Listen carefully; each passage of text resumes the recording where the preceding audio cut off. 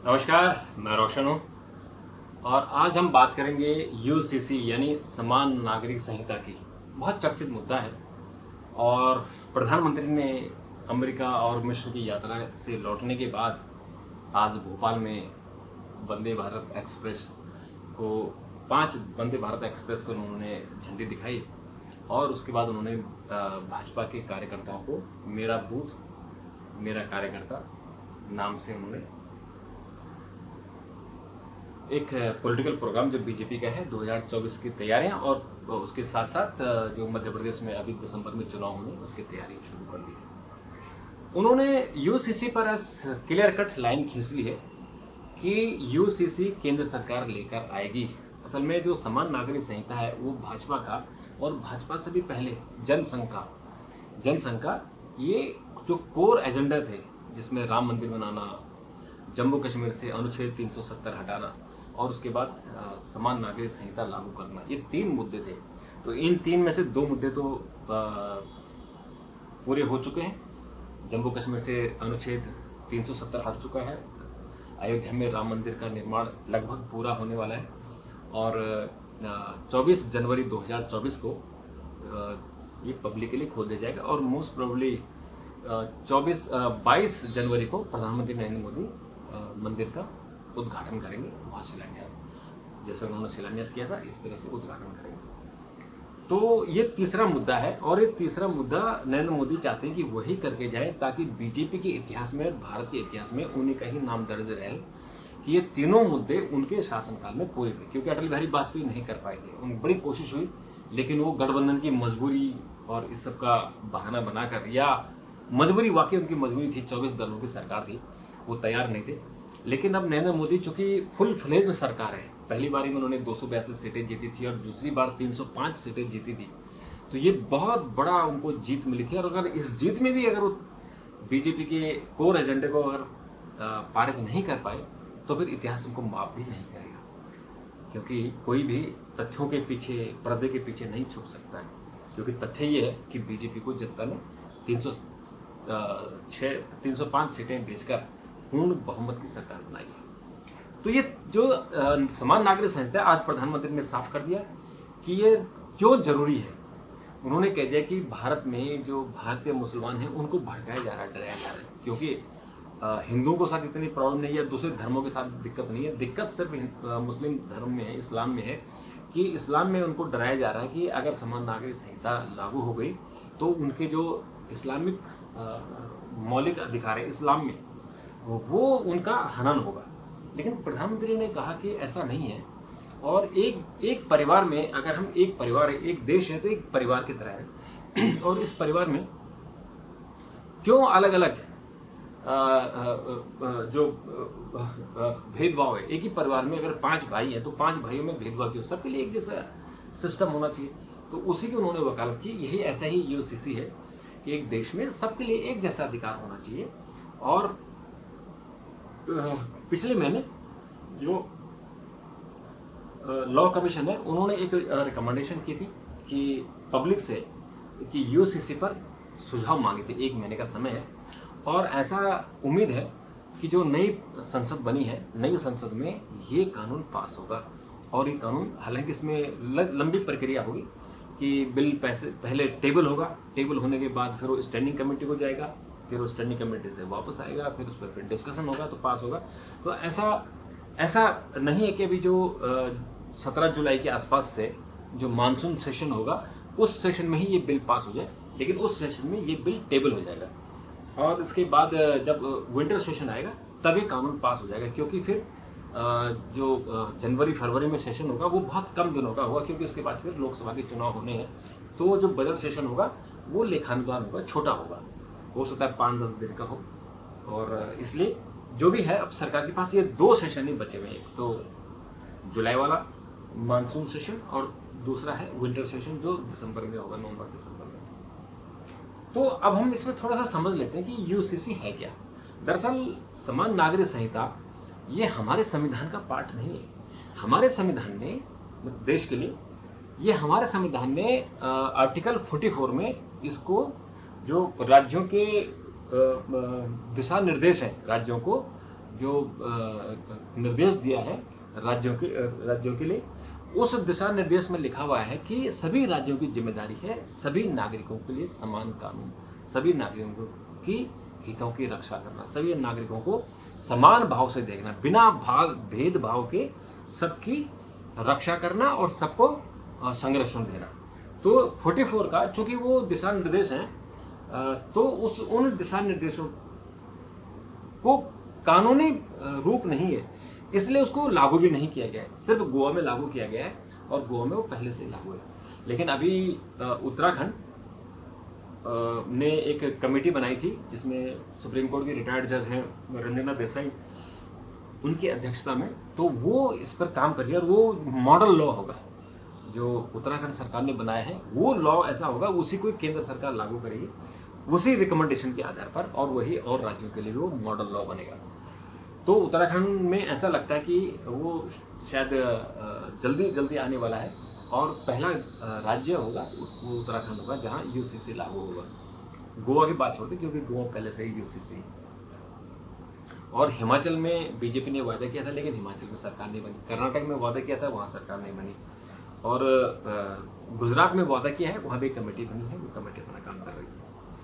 तो ये यूसीसी है क्या? दरअसल यूसीसी समान नागरिक संहिता, इसमें कुछ मुद्दे ऐसे हैं जो सभी देश के जितने भी हमारे धर्म हैं, जितने भी लोग हैं, उनके लिए समान नागरिक है, यानी एक ही जैसा नागरिक है। उसमें क्या समान होगा, क्या सबके लिए इसमें बराबर होगा? इसमें जो सबसे पहले होगा कि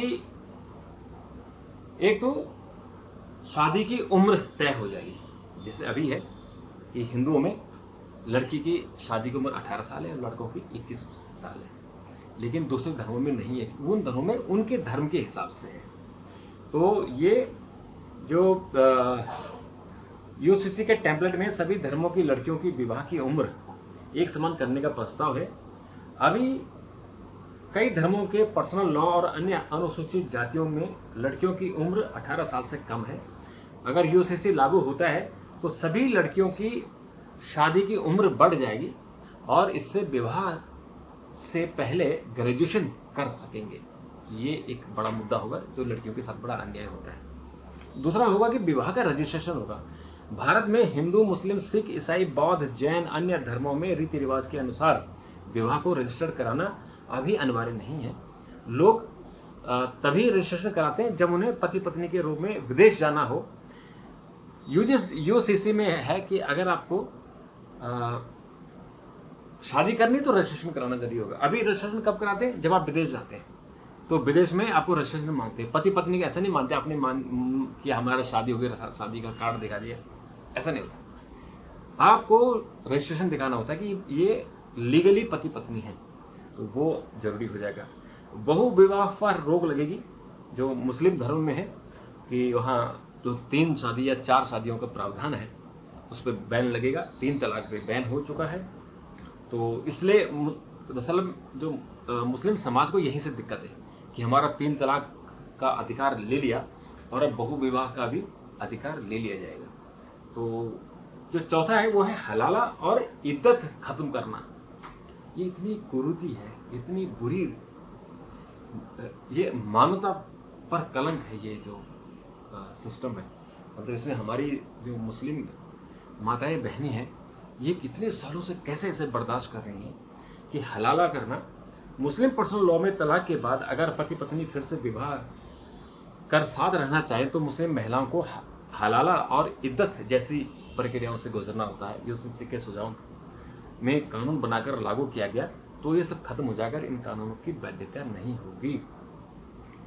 अगर 3 तलाक, बहु विवाह, हलाला और इद्दत ये अगर इस्लाम के पार्ट हैं, जैसे लोग इसको दुष्प्रचार कर रहे हैं, इस्लाम के पार्ट नहीं है, कहीं कुरान में नहीं लिखा गया है।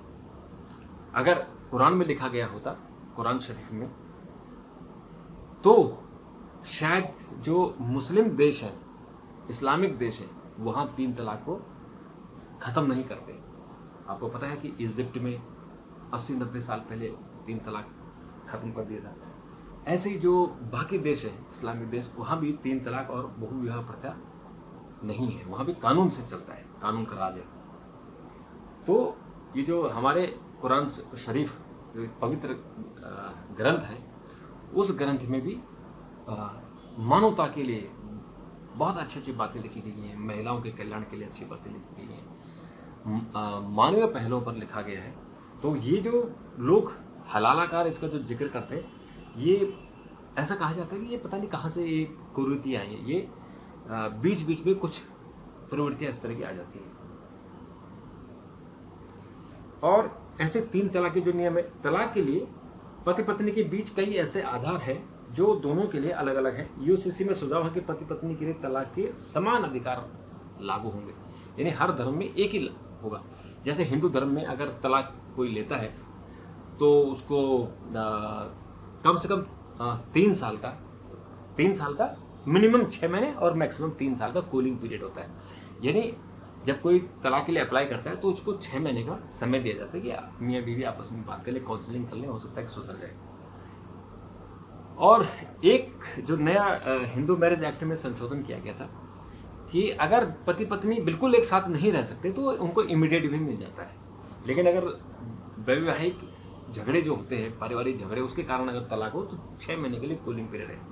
लेकिन ईसाई धर्म में 1.5 साल का कूलिंग पीरियड है।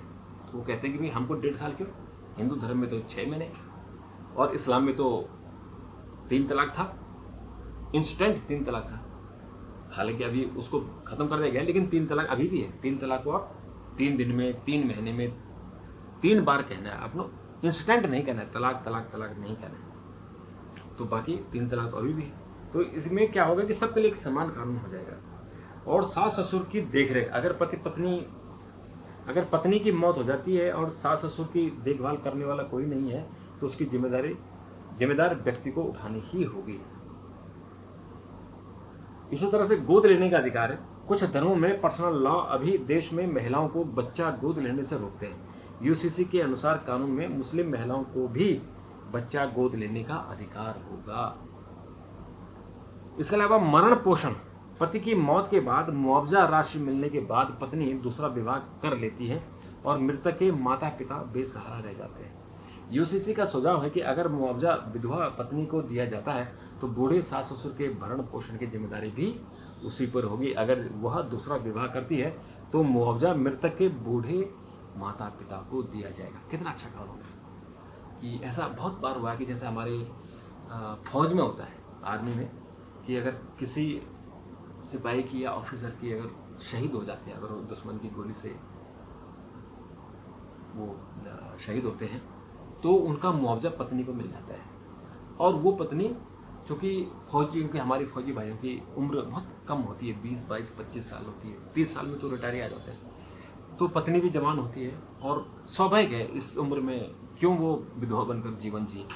तो अच्छा है वो दूसरी जगह शादी कर ले।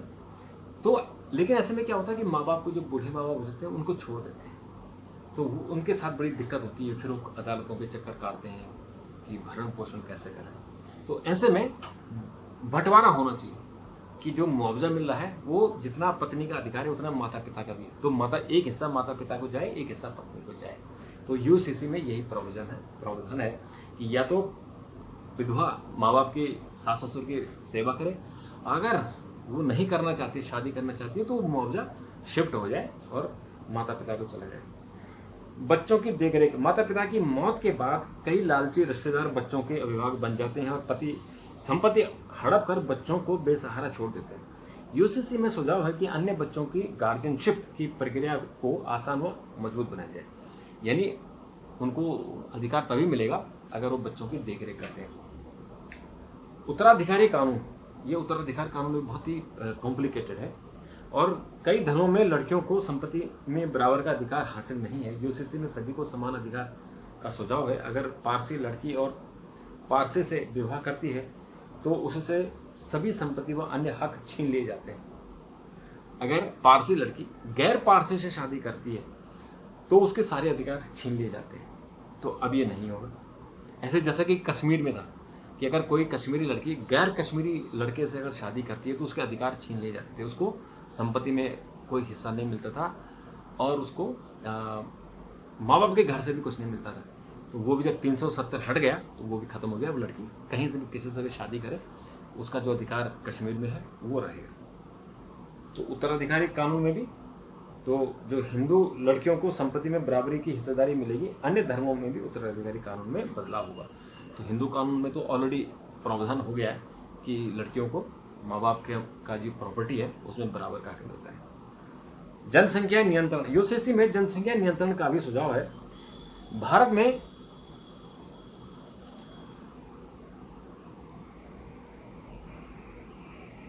बच्चों की संख्या के संदर्भ में कोई कानून नहीं है। कुछ धर्मों के पर्सनल लॉ बोर्ड बच्चों की संख्या सीमित करने का विरोध करते हैं। यूसीसी का सुझाव है कि बच्चा पैदा करने की संख्या सीमित की जाए, नियम तोड़ने पर सरकारी सुविधाओं के लाभ से वंचित किया जाए, इससे जनसंख्या विस्फोट को रोका जा सकेगा। तो ये भी एक बहुत पॉजिटिव है कि वैसे तो आप कानून नहीं बना पा रहे जनसंख्या रोकने का, डर के मारे, पॉलिटिकल कारणों से, वोट बैंक की राजनीति से। चीन में वोट बैंक की राजनीति नहीं है तो वहाँ उन्होंने डंडा करके कंट्रोल कर लिया और अब भारत नंबर 1 हो गया, चीन नंबर 2 पर आ गया। कई सालों तक चीन नंबर 1 पर रहा।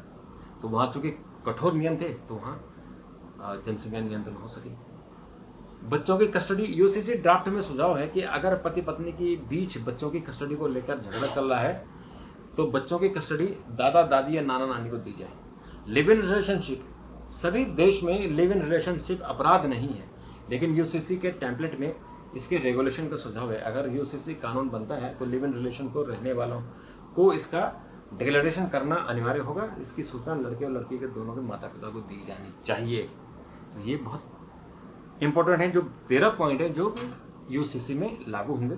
अब इसमें जो 2-3 विषयों पर ही चर्चा है, एक तो उत्तराधिकारी कानून पर है, एक संपत्ति के अधिकार पर है, एक आपका गोद लेने पर है और एक तलाक को लेकर है और बहुविवाह पर है। इन पे विवाद है।